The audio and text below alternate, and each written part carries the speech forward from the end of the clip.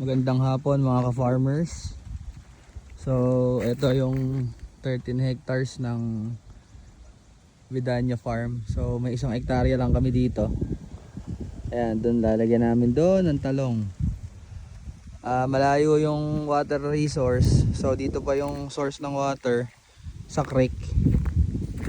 Kaya dito kami naglagay ng 8 panel na 620 watts. Ayan, isa, dalawa, tatlo, apat, lima, anim, pito, 8. Ayan. Tapos nandito ang pump.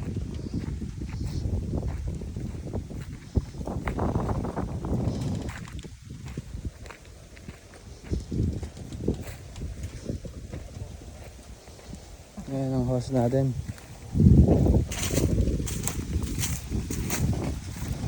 Ayan. Ito ang ating ball valve, patayan para hindi babalik ang tubig. Ayun ang kulungan ng bahay ng ahas na alaga ni Manong. At ito ang ating 3 horsepower solar pump. Ayan. So ginalagyan namin ng goma para siguradong walang kawala. Ayan. Ito ang source ng tubig. Ayan. 7 meters. Nakaladlad yung hose namin. Detres. 3 horsepower. Detres din yung gamit namin. So yan lang ka-farmer. Ito lagayan ng tubig namin. Pagka wala siyang laman, dito nilalagyan sa clean out. Ayan. Ayan o. Mukitsit ang hangin.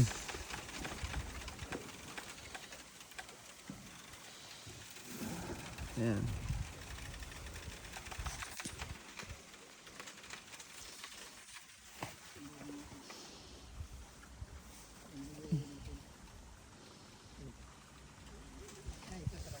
Yan lang yan ka-farmer.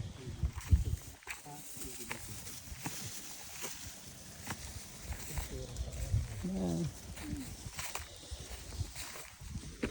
Ayan ating mga kaibigan, si Ampit tsaka si Manong. Ayan o.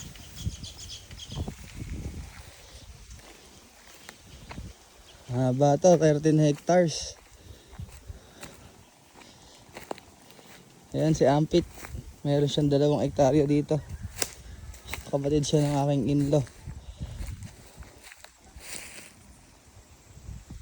Ayan, ayun o, ang haba o.